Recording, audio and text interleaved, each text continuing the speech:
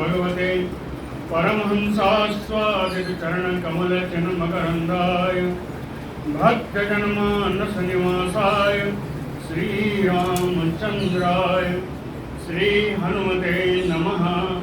श्री गुरुचरण कमलेभ्यो नमः।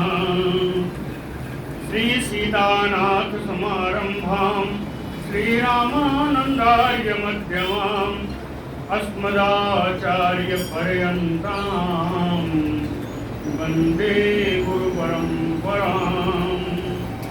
नारायणं नमस्कृत्य नरं चैव नरोत्तमं देवीं सरस्वतीं व्यासं ततो जयमुदीरयेत्। कात्यायनी महामाये भवानी भुवनेश्वरी संसार सागरे मग्नं माम उद्धर कृपामये। ब्रह्म विष्णु शिवाराध्ये प्रसीद जगदम्बिके। मनो अभिलषितं देवी वरम देहि नमोस्तुते। सुधाकूपारान्तः त्रिदश तरुवाटी विलसिते। मणिद्वीपे चिन्तामणिमय गृहे चित्ररुचिरे विराजन्तीम अम्बां परशिव हृदि स्मेरवदनां। नरो ध्यात्वा भोगं भजति खलु मोक्षं च लभते। ब्रह्मैष अच्युत शक्राद्यैः मुनिभिः उपासिता। जगतां श्रेयसे सा अस्तु मणिद्वीपादिदेवता। जय सुखदेव मुनीश्वर यदुपतिदास अनन्य। जयति वादरायण चरण करण मोहि जगधन्य। भक्ति भक्त भगवंत गुरु चतुर्नाम बपु एक। इनके पद वंदन किए नासै विघ्न अनेक।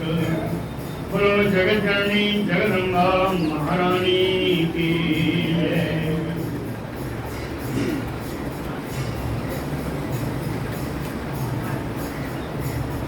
महिषासुर का दूत आया और बता के चला गया।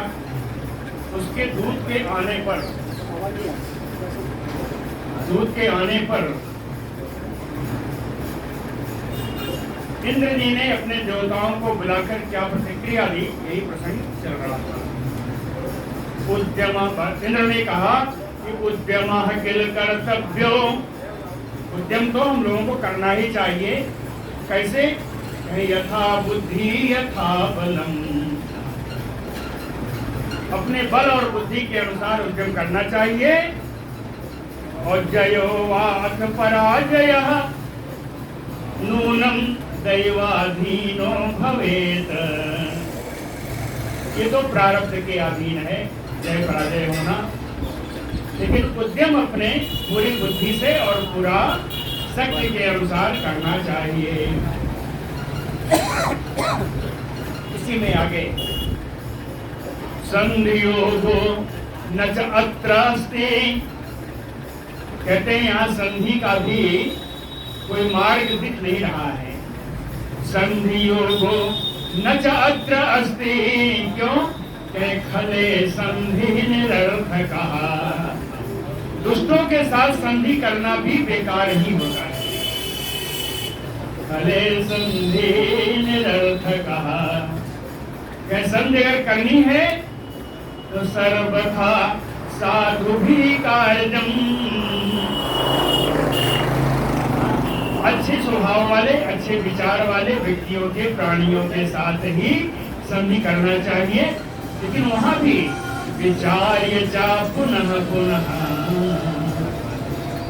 बारंबार विचार करने के उपरांत साधु स्वभाव वाले प्राणियों के साथ ही संधि करनी चाहिए। खले निरर्थकः। दुष्टों के साथ तो संधि बेकार ही है। यानम अभी अधुना। यानम ज्ञानम आक्रमणम, ज्ञानम अपि अधुना न एव कर्तव्यम सहसा, सहसा यानम न एव कर्तव्यम अधुना। अचानक आक्रमण करना भी इस समय उपयुक्त नहीं लगता। देख लीजिए, सहसा यानम अपि अधुना नैव कर्तव्यम। अचानक इस समय आक्रमण करना भी उचित नहीं लगता। तो पुनः तो क्या बचता है, क्या हम लोग करें, ऐसा क्या बचता है? कह पुनः प्रेक्षकाः प्रेषणीयाश्च, एक प्रेक्षक हम लोगों को भेज देना चाहिए, है ना। प्रेक्षक दूत नहीं है, प्रेक्षक है जो वहां जाके देखेगा, बढ़िया से देखेगा।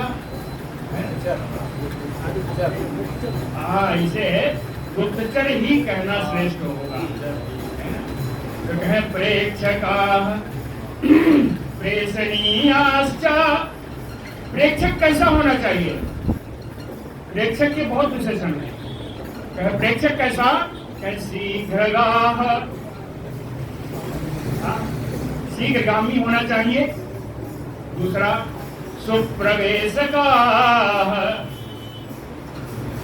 इतने गुप्त रूप से जाए कि कहीं भी प्रवेश कर जाए उसे कोई दिक्कत ना हो, परेशानी ना आए। सुप्रवेशकाः इंगितज्ञाश्च, इंगित माने होता है इशारा, इंगितेन इशारे से, इंगित माने इशारा। इंगितज्ञाः, इशारों का जानकार होना चाहिए, हर प्रकार के इशारों को समझ ले। इंगितज्ञाः, और कह निसंगाः, अनासक्त होना चाहिए। तो कहते हैं दूध में या गुप्तचर में आसक्त अनासक्त कहाँ प्रभाव पड़ेगा? प्रभाव पड़ेगा। अगर विषयों में आसक्त होगा तो कहीं भी रुक जाएगा, और अनासक्त होगा तो बिना रुके काम करता रहेगा। इसलिए निःसंगाः निःस्पृहाः, कोई अभिलाषा भी ना हो उसकी। इच्छाएं होंगी तो इच्छाएं पूर्ण करने के लिए कहीं रुकेगा। तो निःस्पृहाः, और कहे सत्यवादिनः, सत्य बोलने वाला हो। तो प्रेक्षक कैसा हो? तो कहे प्रेक्षकाः प्रेषणीयाश्च शीघ्रगाः सुप्रवेशकाः इंगितज्ञाः निःसंगा निःस्पृहा सत्यवादिनः। सेना अभियोगम प्रस्थानम बल संख्याम यथार्थतः। उसे करना क्या है? कहीं यथार्थ रूप से, वास्तविक रूप से सेना अभियोगम, सेना कितनी है, सेना किस प्रकार से व्यूह कर रही है। प्रस्थानम, तो सेना का प्रस्थान कब हो रहा है। बल संख्याम, सैनिकों की संख्या क्या है। वीराणाम च परिज्ञानम, मुख्य मुख्य वीरों के बारे में जानकारी हासिल करना है। कृत्वा, ये सब काम करके त्वरान्विताः आयान्तु, शीघ्रता से जो वापस आ सके ऐसा दूत, ऐसा गुप्तचर भेजना चाहिए।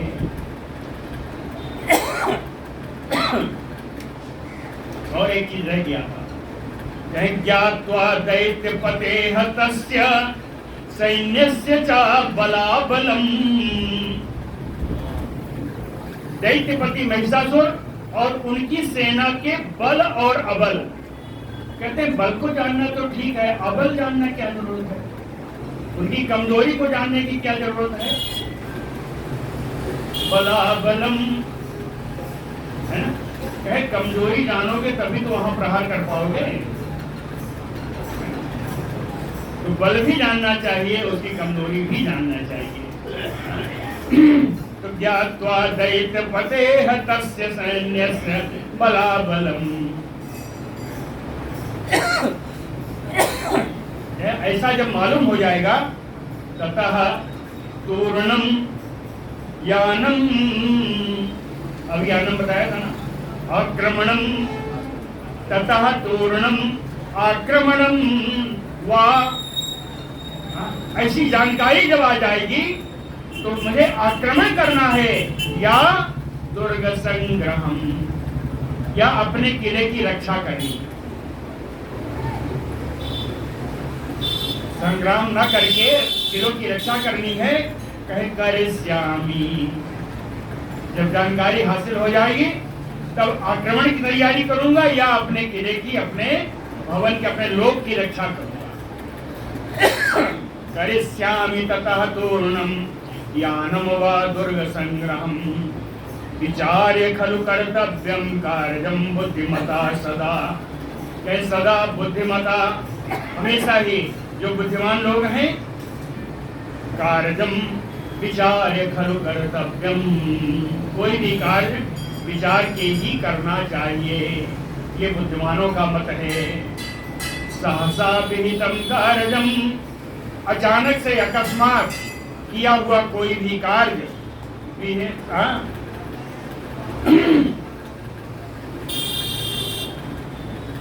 सहसा विहितम कार्यम सर्वथा दुखदम भवेत। उद्वेग में आकर के अचानक कोई कार्य का निर्णय ले लेना, उस कार्य को कर देना, यह हमेशा दुख का ही कारण होता है। इसलिए सोच विचार के ही कार्य करना चाहिए। ज्यादा अशांति की स्थिति हो तो उस दिन वहां से हट जाओ, विचार कर लो, दूसरे दिन काम करना।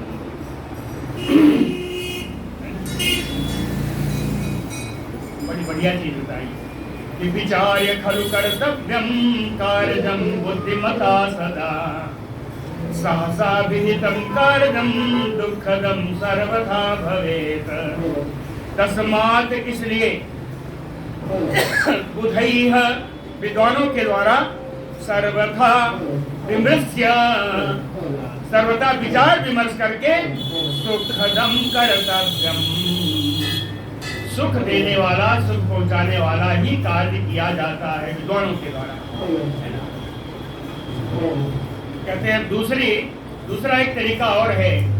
कहते हैं हमारे देवताओं ने पहले इसका वहाँ पर प्रयत्न किया था, सफल भी रहे, लेकिन क्या इस समय सफल होगा, है ना? अब पूछते हैं ना यत्र भेद विधि न्यायो, कहीं इन राक्षसों में फूट डालना भी इसमें उचित नहीं लगता। ना अत्र भेद विधि न्यायो दानवेषु च सर्वथा, इन दानों में भेद बुद्धि डालना भी इस समय उपयुक्त नहीं लग रहा है। क्यों?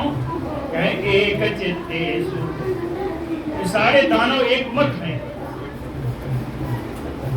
एक चित्तेषु, सारे दानव एक मत हैं। कार्ये अस्मिन्, अपने कार्य में ये सारे दानव एक मत हैं, इसलिए इस कार्य के लिए चारा व्रजन्तु वै, चारा यानी गुप्तचर। कहते इस कार्य के लिए हम लोगों को गुप्तचर ही भेजना चाहिए, भेजना होगा। दो प्रकार में है, व्रजन्तु वै, है ना? ज्ञात्वा बलाबलं तेषां, कहते हैं जब जाएगा तो उनके बल और उनकी कमजोरी का हम लोग जान लेंगे। ज्ञात्वा बलाबलं तेषां दानवानां, तेषां करते हैं दानवानां बलाबलं, ज्ञात्वा यानी विज्ञाय, पश्चात नीति विचार्य च, उसके बाद विचार करके हम लोग एक नीति का निर्धारण करेंगे। निर्धारण भी लिखा है, विचार नीति विधेय विधिवत तदज्ञैः तेषु कार्य परेषु च। जो कार्य सामने आया है, इन दानों के साथ युद्ध करना है या कुछ और करना है। हम लोग इसके बल और कमजोरी को जानने के बाद सुंदर विचार करके एक नीति बनाएंगे कि क्या कार्य करना है। अन्यथा विहितम कार्यम, कहते हैं अगर बिना विचारे कोई अचानक कोई अकस्मात कोई कार्य करने का निर्णय लिया जाएगा तो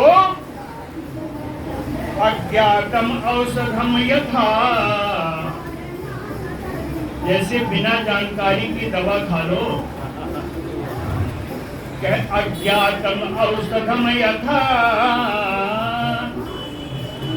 तत्कार्यं विपरीत फलप्रदं भवेत्। अचानक किया हुआ कार्य बिना जानकारी की औषधि खाने के समान विपरीत फल देने वाली ही होगी। बुखार है, पेट की दवा खा लोगे तो क्या होगा? इसीलिए कहा अज्ञातम औषधम यथा। व्यासुवाच इद संचिन्ततैः सर्वैः कार्यवेदिनं प्रणिधिं प्रेषयामास। जो भेजा कहे देवेंद्र, इंद्र ने भेजा क्यों? परिज्ञानाय पार्थिव। व्यास जी कहते हैं राजा जन्मेजय, इति संचिन्ततैः सर्वैः, इन सारे देवताओं ने ऐसा विचार करके कार्य वेदिनम प्रणिधिम, प्रणिधिम कर बताया था क्या है? प्रणिधिम दूतम, कल पहले ही आया था, पहले तो नहीं आया। ये देखिए प्रणिधिम प्रेषयामास हयारिहितो सचीपतिम, कल आया था। महिषासुर ने दूध भेजा था, आज उल्टा हो रहा है। कहे प्रेम इति संचिन्ततैः सर्वैः, वहाँ यहाँ फर्क है। वहाँ उन्होंने दूध भेजा कि जाके कहो, लेकिन यहाँ पे कहे कार्य वेदिनम प्रणिधिम, अपने कार्य में कुशल दूध को भेजा। हालांकि उसका दूध बहुत अच्छा था। देखा आपने कितनी बढ़िया से बताया था इंद्र की बात को, एक भी बात नहीं कही और सारी बात कही।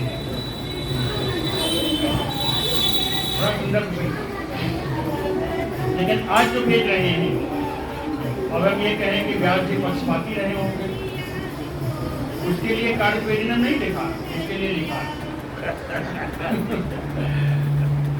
तो कार्यवेदिनम प्रणिधिम देवेंद्रः परिज्ञानाय प्रेषयामास। शत्रु पक्ष की जानकारी के लिए एक कार्यकुशल दूत को भेजा। दूतः त्वरितो गत्वा, वो दूत बड़े तेजी से वहां जा करके पूरी जानकारी लेकर के सुराधिपम समागम्य, देवेंद्र इंद्र के पास लौट करके भी आ गया। और आने पर निवेदयामास तदा सर्व सैन्य बलाबलम, उसकी सारी सेना के बल और कमजोरी को उन्होंने इंद्र को आकर बता दिया। उस दूत ने ज्ञात्वा तत्बलम उद्योगम तुरासाट अति विस्मितः, ज्ञात्वा तत्बलम उद्योगम, उसकी सेना को और उसके कार्य करने की क्षमता को जान करके तुरासाट इंद्र अति विस्मितः, इंद्र बड़े आश्चर्यचकित हुए। देवान अचअदयत् तूर्णम, देवताओं को उन्होंने आज्ञा दी, क्या कहे? युद्ध के लिए तैयार हो जाओ। अतूर्णम समाहूय पुरोहितम, देवताओं के पुरोहित से बृहस्पति जी को तुरंत उन्होंने बुलावा भेजा। पूर्णम समाहूय पुरोहितम, पुरोहितम कौन है? मंत्र विराम श्रेष्ठम, मंत्रों की जानकारी रखने वाले में सबसे श्रेष्ठ। मंत्र विराम श्रेष्ठम त्रिदशेश्वर इंद्र मंत्रम चकार, इंद्र ने और बृहस्पति से मंत्रणा किया। परासने समासीनम अंगिरस श्रेष्ठम इंद्र उवाच, सुंदर आसन पर बैठे हुए अंगिरा ऋषि के पुत्र से बृहस्पति जी से इंद्र बोले। इंद्र उवाच भो भो देव गुरु विद्वन् किम कर्तव्यम वदस्व नः। कहते हैं देवताओं के गुरु बृहस्पति देव जी, आप परम विद्वान हैं, किम कर्तव्यम, हम लोगों को क्या करना चाहिए? वदस्व नः, यह हम लोगों को आप बताएं। क्यों बताएं? कह सर्वज्ञो असि, आप सब कुछ जानने वाले हैं। समुत्पन्ने कार्ये त्वं गतिः अद्य नः, जो कार्य सामने उपस्थित हुआ है उसमें एकमात्र गति आप ही हो, यानी एकमात्र ही हम लोगों के आश्रय आप ही हो।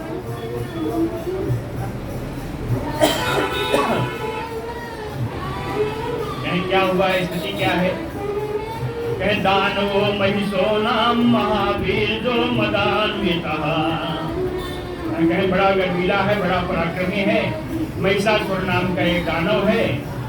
योद्धकामः समायाते, युद्ध की कामना से आने वाला है। कैसे आएगा? कहे बहुभी दानवैर्वृतः, अनेक दानवों को साथ लेकर के आ रहा है। तत्र प्रतिक्रिया कारजातोया मंत्रविद अधुना, ये मंत्रों को जानने वाले बृहस्पति जी, तथा प्रतिक्रिया कारजा, उसके आने में हम लोगों की क्या प्रतिक्रिया होनी चाहिए वो आप बताएं। तथा प्रतिक्रिया कारजा तोया मंत्रविद अधुना, क्यों बताएं?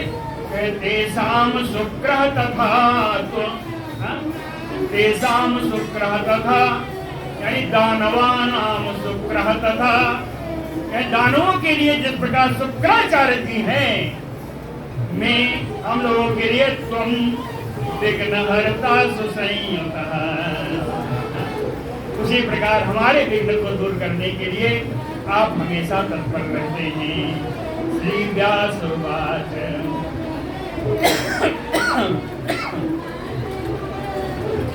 तद्वचनं श्रुत्वा, इंद्र की इन बातों को सुन करके बृहस्पति ही कार्य साधन तत्परः, जो कार्य के साधने में हमेशा ही तत्पर रहते हैं, ऐसे देवगुरु बृहस्पति जी विचिन्त्य मनसा, अपने मन से विचार करके कामं, एक अच्छी बात, पुरासाहम प्राह, इंद्र से बोले, अपने मन में विचार करके बृहस्पति इंद्र से बोले। गुरु उवाच कैसे स्वस्थो भव सुरेंद्र, हे इंद्र, पहले तो जो इतने व्याकुल हो, व्याकुल मत रहो, स्वस्थ हो जाओ। कैसे स्वस्थो भव सुरेंद्र, मारिस, हे महामना, त्वम धैर्यम आलम्ब्य, धैर्य का अवलंबन लो, धैर्य का आश्रय लो। व्यसने च समुत्पन्नम आशु धैर्यम न त्याज्यम, व्यसने दुखे समुत्पन्ने, कहे कोई दुख की स्थिति अगर आ जाए तो आशु शीघ्रता से धैर्यम न त्याज्यम, धैर्य को त्याग नहीं कर देना चाहिए। कोई संकट की स्थिति अगर आ जाए तो धैर्य बनाए रखना चाहिए, है ना। व्यसने च समुत्पन्ने न त्याज्यम धैर्यम आसुवे। क्यों सुराध्यक्ष हे देवेंद्र, जया जयो दैवाधीनो सदैव ही। इसलिए धैर्य रखना चाहिए कि जय हो या पराजय हो, ये हमेशा प्रारब्ध के ही अधीन है, इसमें अपना कोई बस नहीं है। इसलिए अस्थातव्यम धैर्यम आलम्ब्य तस्मात् बुद्धिमता सदा। इसलिए संकट की स्थिति में हमेशा नित्य जो बुद्धिमान व्यक्ति हैं, धैर्यम आलम्ब्य अस्थातव्यम, धैर्य का अवलंबन लेकर के उन्हें स्थिर रहना चाहिए। अस्थातव्यम धैर्यम आलम्ब्यम। सतक्रतो जानन एव। हे सतक्रतो, हे इंद्र, सतक्रत क्यों कहते मालूम है? सत माने 100, कृत माने यज्ञ, 100 यज्ञ करने वाले इंद्र। सतक्रतो जानन एव, ये जानते हुए भी क्या जानना है? भवितव्यम भवति एव, होनी होकर रहेगी, है ना। भवितव्यम भवति एव, होनी होकर ही रहेगी, ये जानते हुए भी उद्यमः सर्वथा कार्यो यथा पौरुषम आत्मनः। अपना जैसा पुरुषार्थ है उस पुरुषार्थ के अनुसार उद्यम करते रहना चाहिए। उद्यमः सर्वथा कार्यो यथा पौरुषम आत्मनः। मैं उदाहरण बताऊं, योग ध्यान परायणा मुनयः, जो योग में और ध्यान में परायण है ऐसे मुनि लोग भी दैवाधीनम च जानन्तो, यह जानते हुए कि इसका फल प्रारब्ध के ही अधीन है। दैवाधीनम च जानन्तो मुक्ति अर्थम, अपनी मुक्ति के लिए उद्यम एकरता सदा, हमेशा तपस्या में, पूजन में, आराधन में, योग साधना में हमेशा लगे रहते हैं। ये जानते हैं कि जो भाग्य में लिखा है वही होगा, लेकिन भाग्य में लिखे हो को देकर के बैठ करके कहीं गप तो नहीं करेंगे ना। वो तपस्या आराधना आदि में वो लगे रहते हैं, योग साधना में लगे रहते हैं। ये उदाहरण है कि मुनियो अपिहि मुक्त्यर्थम उद्यम एकरता सदा। क्यों? दैवाधीनम च जानन्तो योग ध्यान परायणा। तस्मात्, इसलिए व्यवहार उदितोद्यमः कर्तव्यो। इसलिए जहाँ जिसका व्यवहार है उसके लिए जहाँ जिसके उद्यम की आवश्यकता है उस उद्यम को हमेशा ही करते रहना चाहिए। सुखम भवतु वा मा वा, कहते सुख मिले या ना मिले, सुखम भवतु वा मा वा, कहते हैं दैवे का परिदेवना। ये तो भाग्य का विषय है, ये तो प्रारब्ध का विषय है, जिसमें दुख किस बात का। सुख मिले ना मिले, नहीं मिलता तो दुख चिंता किस बात की, वो तो प्रारब्ध के अधीन है। बिना पुरुषकारेण कदाचित सिद्धिम आप्नुयात्। ऐसी भी स्थिति देखी गई कि बिना किसी पुरुषार्थ के भी सिद्धि प्राप्त हो जाती है, अकस्मात सिद्धि मिल जाती है। राजा खड़वान को क्या हुआ था? आधी घड़ी में ही वही कहते हैं बिना पुरुषकारेण। लेकिन स्थितियां अलग है। खड़वान को समय क्यों नहीं मिला? देवताओं के लिए युद्ध कर रहे थे, उन्हें वहां मालूम हुआ कि आपकी आयु तो आधी घड़ी।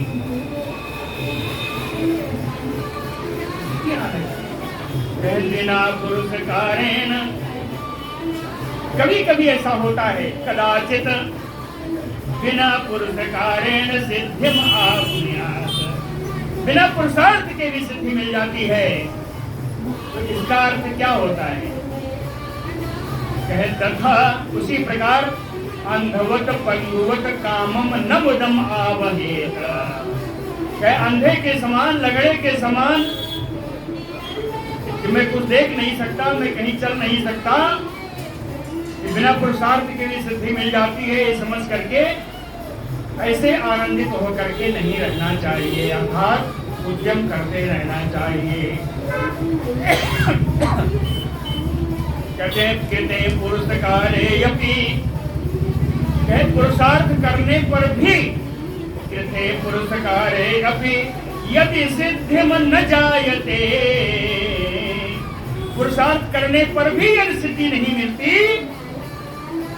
कहते ना तत्र दूषणम तस्य, तब उस प्राणी का दोष नहीं होगा। प्राणी का दोष नहीं होगा, दोष किसका है? कहें शरीरिणी दैवाधीने, शरीरधारी जो मनुष्य है, जो प्राणी है, इसका फल तो प्रारब्ध के ही अधीन है। इस प्रकार से कार्य सिद्धि न सैन्य अस्ति न मंत्रे न मंत्रणे,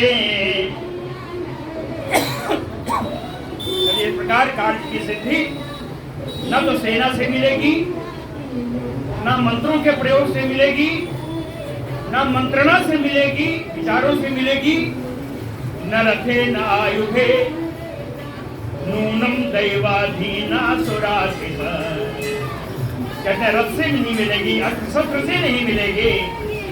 हे देवताओं के राजा इंद्र, दैवाधीना, ये तो प्रारब्ध के ही अधीन है। कहें प्रारब्ध का इतना इतना उदाहरण है, क्या बताऊं। कहें बलवान क्लेशम आपनोति, बड़ा बलशाली व्यक्ति भी दुख प्राप्त करता है, निर्बला सुखम अश्नुते, और निर्बल सुख पूर्वक रहता है। बलशाली व्यक्ति दुख प्राप्त करता है, निर्बल सुख से रहता है। यह प्रारब्ध है। और उदाहरण है, बुद्धिमान क्षुधिता सेते, परम बुद्धिमान व्यक्ति भी भूखा प्यासा सो जाता है, और निर्बुद्धि भोगवान भवेत, और बिना बुद्धि का व्यक्ति अनेकों प्रकार के ऐश्वर्य का भोग करता है। ये तो आपकी दुनिया में दिखाई देता है। कहते हैं हमारे साथ पढ़ा, सब कुछ किया, एकदम बेकार था, मुंबई में गया, पता नहीं क्या पाया, 3 मकान पहुंच दिया। ऐसा बहुत देखा गया है। तो बुद्धिमान क्षुधिता सेते निर्बुद्धि भोगवान भवेत, और कातरो जयम आपनोति, कायर व्यक्ति को कभी कभी विजय मिल जाती है, असुरो याति पराजय, और वीर व्यक्ति को वीर प्राणी को हार का सामना करना पड़ता है। तो कहें ये क्या है? कहें दैवाधीने तो संसारे, ये संसार प्रारब्ध के अधीन है। कामम का परिदेवना, इसमें दुख करने की, चिंता करने की बात कहाँ आ गई? उद्यमे योजयेत नूनं भवितव्यं सुराधिप,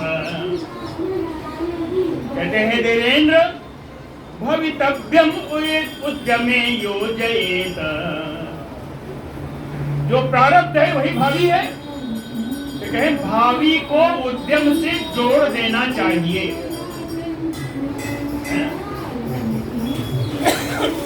भावी जो है होती रहेगी, लेकिन उद्यम अपना करते हैं। भवितव्यम उद्यमे योजयेत, सुख दे वा अपि, दुख प्राप्त होता है या सुख प्राप्त होता है, तत्र तो इन दुख और सुख के बारे में न विचिंतयेत, चिंतन नहीं करना चाहिए, उद्यम करते रहना चाहिए। कहे फिर जिएंगे कैसे? दुख जीने का तो एक फार्मूला है, जीवित रहने का, अच्छे तरीके से जीवित रहने का एक सुंदर फार्मूला है, एक सूत्र है। कहे दुखे, अगर दुख प्राप्त होता है तो दुखा अधिका पश्येत, तो अपने से ज्यादा दुखी व्यक्तियों को देखना चाहिए। अगर दुख प्राप्त हो जाए तो अपने से ज्यादा दुखी व्यक्तियों को देखना चाहिए और आप परम प्रसन्न हो जाएंगे। हमसे ज्यादा भी दुखी लोग इस दुनिया में हैं, ये देख करके हम प्रसन्न हो जाएंगे। ये सूत्र है, दुखे दुखाधिकान पश्येत, और सुख प्राप्त हुआ तो सुख से कहीं पागल ना हो जाओ, इसलिए सुखे पश्येत सुखाधिकम। सुख मिल जाए तो अपने से अधिक सुख वाले को देख लो, दुख हो जाए तो अपने से अधिक दुख वाले को देख लो, और सुख हो जाए तो अपने से अधिक सुख वाले को देख लो। यही नियम है। आत्मानं हर्ष शोकाभ्याम शत्रुभ्याम न अर्पयेत। हर्ष शोक रूपी शत्रु को अपने स्वयं को सौंप नहीं देना चाहिए, अर्थात हर्ष और शत्रु के वशीभूत नहीं होना चाहिए। हर्ष शोकोद्भवैः, जब हर्ष उत्पन्न हो या दुख उत्पन्न हो, ऐसी स्थिति में बुधैः, विद्वानों को धैर्यम एव अवगंतव्यम, धैर्य का ही आश्रय लेना चाहिए। अधैर्यात् अदृशम दुखम, कहते हैं धैर्य न होने से, श्रृंखलता स्वभाव में होने से दुखम, हमेशा दुख ही प्राप्त होता है। न तो धैर्य अस्तितादृशम, कहते हैं धैर्य धारणे करने पर भी दुख प्राप्त होता है, लेकिन वैसा नहीं। धैर्य न तो तादृशम यादृशम अधैर्य, कहते हैं दुख भी जो प्राप्त होता है अधैर्य रहने पर, धीरता त्याग करने पर जैसा दुख प्राप्त होता है, धैर्य धारण करने पर वैसा दुख नहीं प्राप्त होता। दुर्लभम सहनत्वम वै समये सुख दुःखयोः, कई सुख दुःखयोः समये, सुख और दुख का जब समय आ जाए तो ऐसे समय में बातें बहुत बड़ी कर लो, अच्छा है, लेकिन सहनत्वम दुर्लभम, उस दुख या सुख को सहन करने की क्षमता बड़ी दुर्लभ होती है। अर्थात दुख में दुखाभिभूत हो जाते हैं और सुख में सुखाभिभूत हो जाते हैं, जबकि ऐसा नहीं होना चाहिए। हर्ष शोकोद्भवो यत्र न भवेत् बुद्धि निश्चयात्, कहते हैं हर्ष शोक उत्पन्न होने पर जिसकी बुद्धि निश्चयिता बनी रहती है, हर्ष शोक के चक्कर में नहीं पड़ती, उसके लिए किम दुखम, उसके लिए दुख क्या है? कस्य वा दुखम, किसको दुख हुआ? अगर हर्ष और शोक के उत्पन्न होने पर हम दिग्मगाए नहीं, हमारी निश्चयात्मिका बुद्धि बनी रहे, तो कहीं इसी स्थिति को तो निर्गुण कहते हैं। कहते हैं निर्गुणो अहम, उस समय तो हम निर्गुण हो जाएंगे, और निर्गुण हुए तो कहीं सदा अव्ययः, अविनाशी बन जाएंगे। निर्गुणो अहम सदा अव्ययः,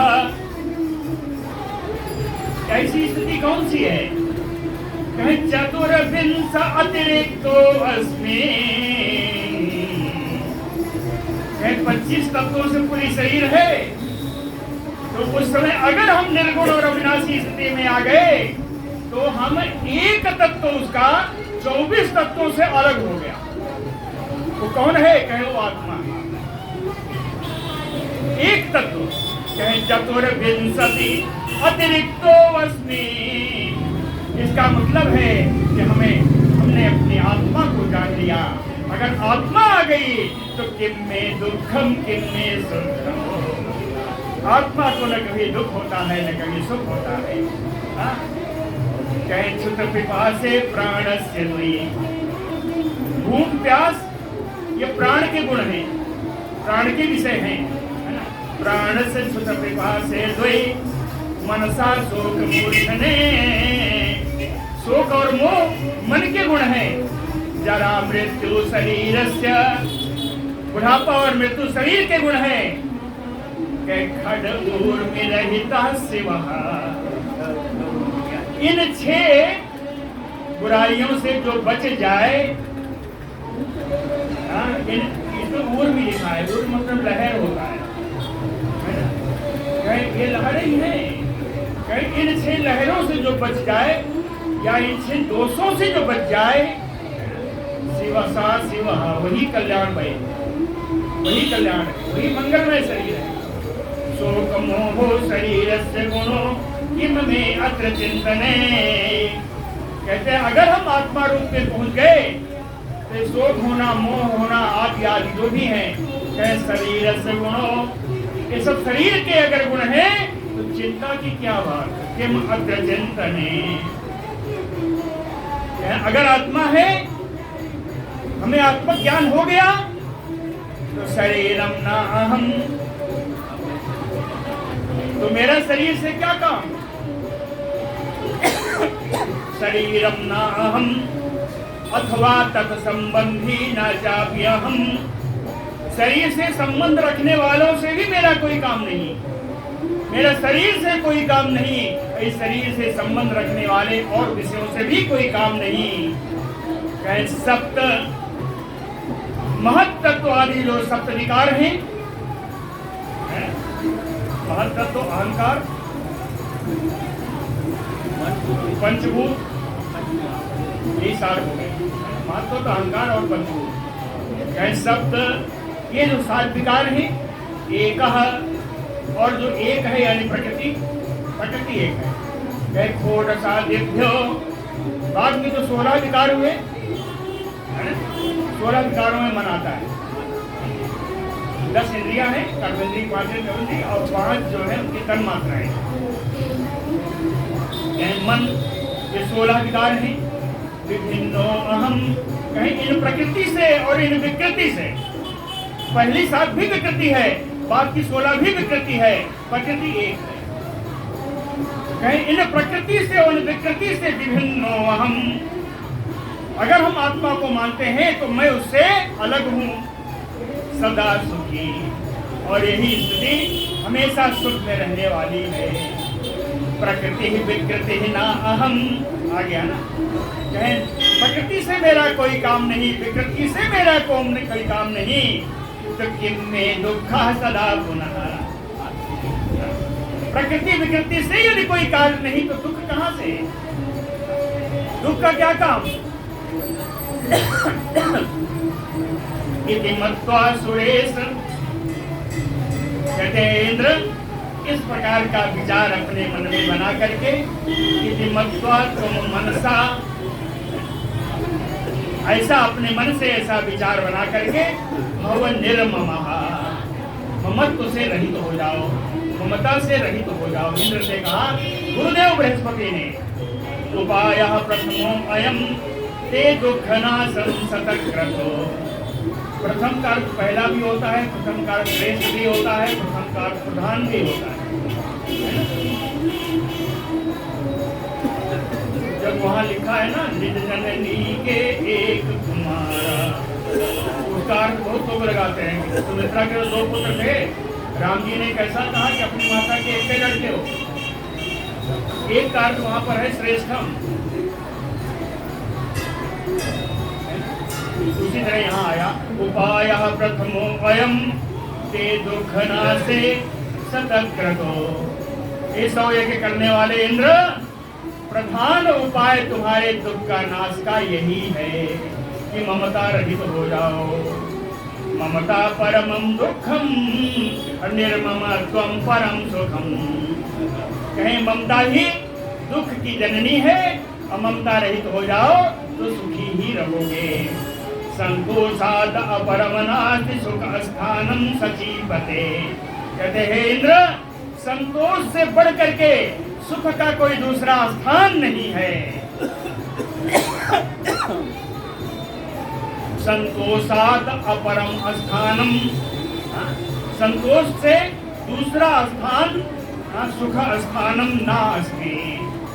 संतोष से बढ़कर सुख देने वाला कोई दूसरा स्थान नहीं है। अथवा यदि ना ज्ञानम ममत्व नाशने किल, कहते हैं ममत्व नष्ट करने का अगर ज्ञान नहीं है ततो विवेकः कर्तव्यो भवितव्येषुराधिप। तो हे इंद्र, भावी को जानने के लिए अपना बुद्धि फैलाओ। क्या भावी होने वाली है इसको जानने के लिए ततो विवेकः कर्तव्यो। ऐसा क्यों कहा? भावी कैसे है? प्रारब्ध से है ना। प्रारब्ध का कर्म का कोई प्रायश्चित है क्या? कोई इष्टपूर्त है क्या? प्रारब्ध कर्म को नष्ट करने के लिए भोग के अतिरिक्त और कोई इसका साधन नहीं है। प्रारब्ध कर्म नाम नाशो, क्यों? प्रारब्ध कर्मों का नाश कब होगा? न अभोगात लक्ष्यते किल, बिना भोग के प्रारब्ध कर्म कभी नष्ट नहीं होंगे। प्रारब्ध कर्म नाम नाशो न अभोगात लक्ष्यते यद भावी तद भवति एव। तब फिर अगर मान लिया है कि जो भावी है वो होकर रहेगी, यद भावी तद भवति एव का चिंता सुख दुख हो। तो सुख दुख के बारे में क्या चिंता? सुखम क्षयाय पुण्यस्य दुखम, सुखम क्षयाय पुण्यस्य। कहे कोई अगर सुख पूर्वक रहता है तो अपने पुण्य का नाश करता है। कोई बहुत अनंत ऐश्वर्य में अगर जीता है तो अपने पुण्य का ही नाश करता है। भाई क्यों? कोई पुण्य रहा होगा पूर्वजन्म का, तभी तो आप सुख भोग रहे हैं। अगर सुख भोग रहे हैं अपने किए हुए पुण्य से, तो पुण्य का नाश तो होगा, पुण्य का क्षय तो होगा। तो वही लिखा सुखम क्षयाय पुण्यस्य। सुख जो है आपके पुण्य का क्षय करता है। दुखम पापस्य मारिस, हे महामना, इसी प्रकार दुख आपके पाप का नाश करता है। दुखम पापस्य मारिस तस्मात् सुख क्षय हर्षः। अब क्या है? कहें अगर सुख का नाश होगा अर्थात मेरा पुण्य बच रहा है, तो अगर सुख नहीं मिल रहा है या दुख की स्थिति में हो तो हमें प्रसन्न होना चाहिए, क्योंकि मेरा पाप नष्ट हो रहा है, पुण्य बढ़ रहा है। तस्मात् सुख क्षय हर्षः कर्तव्यः सर्वथा बुद्धिः। विद्वानों को दुख की स्थिति में हमेशा ही आनंद का अनुभूति करनी चाहिए, है ना? अथवा मंत्रयित्वा अद्य कुरुयत्नम यथा विधि। अगर आज आपको मेरा मानना नहीं मानना है तो दूसरा विकल्प भी खुला हुआ है कि मंत्रयित्वा अद्य कुरुयत्नम यथा विधि कुरु। अपने देवताओं के साथ मंत्रणा कर लो, विचार कर लो और जिस प्रकार से तुम्हारा कल्याण हो वैसा करो। कृते यत्ने महाराज, लेकिन इतना मैं जरूर बता देता हूँ कि हे महाराज इंद्र, कृते यत्ने, तुम्हारे प्रयत्न करने पर भी भवितव्यम भविष्यति, होनी तो होकर रहेगी। कुलवत्सल भगवान की। तबीयत बहुत ठीक नहीं है।